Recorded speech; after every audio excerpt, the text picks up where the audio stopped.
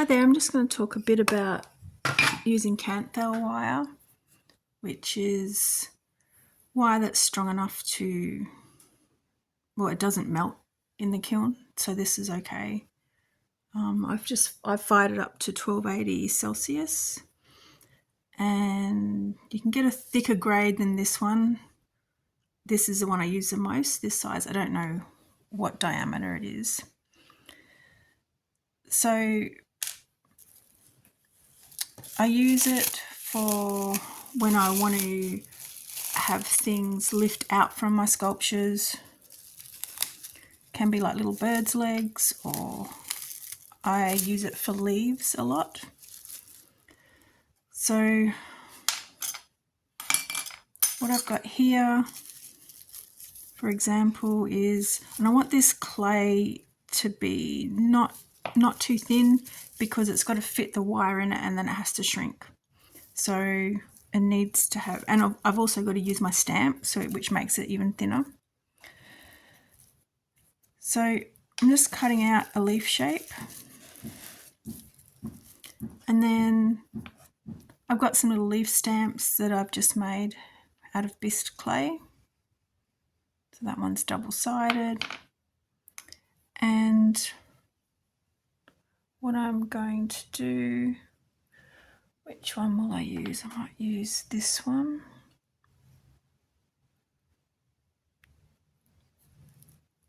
You can see that one's got quite a bit of an edge.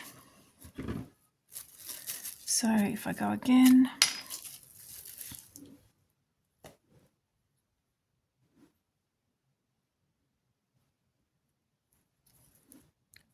that fits a bit better.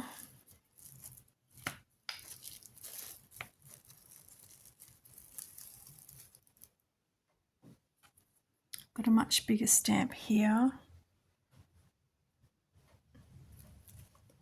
And you see it can make a bigger leaf, but it works nicely on there if you don't want the edge. Sometimes I'll do these ones.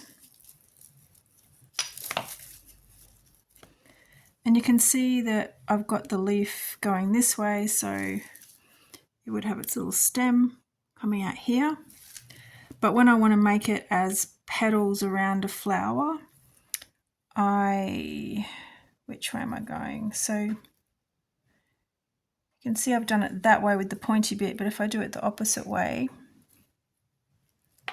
it makes it so I can pop it around a flower, and those will be pointing up that way, but with the rounded top rather than the pointed top.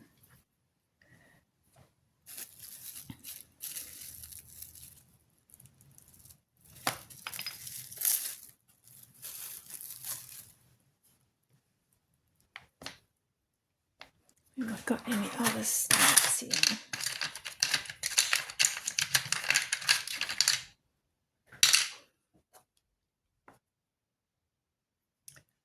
So if we're looking at this one, I'd stamp it like so. If you have two stamps, you could do both sides. I don't tend to worry too much about it. And then I'm just popping my wire in, and you want to see it. You can see a bit of a bump there, but you want to make sure it's thick enough so you're not having it, because it will shrink and it will show up a little bit. But then when I'm popping it into my sculpture, so say this is the wall of my sculpture, I don't want to be using my hands to do it, because as I push, it'll just go more into here or mess up this bit, and my fingers aren't small enough to hold it there, so I like to use the pliers. And then that's how I insert it in, and you can move it around however you want. The clay shrinks and it makes it really secure in your sculpture. Another one that I use is, so in my workshop I've made little round flowers,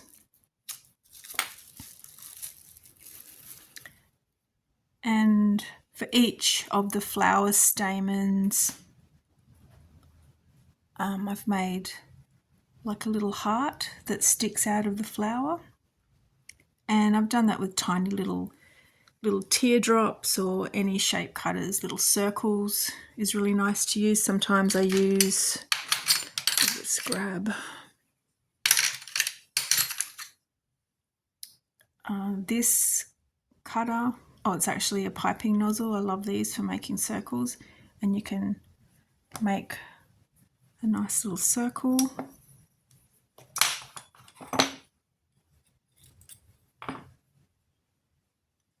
out of those. So I'll just give you a look at some examples.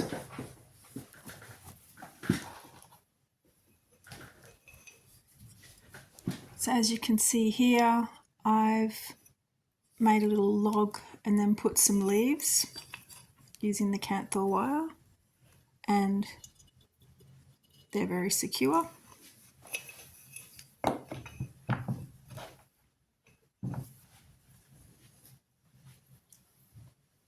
And this one you can see where I've done the leaves up this way. Look, where am I? Up this way, around all my little flowers. I've done little stamens on wire.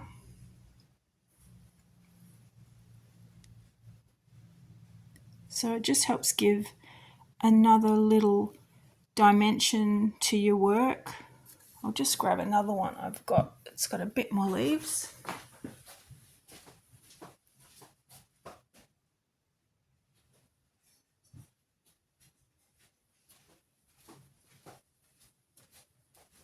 I think this is the one that I made in the workshop. So I've done the stamens, the little circles in the middle of the flowers, but also done a few leaves poking out.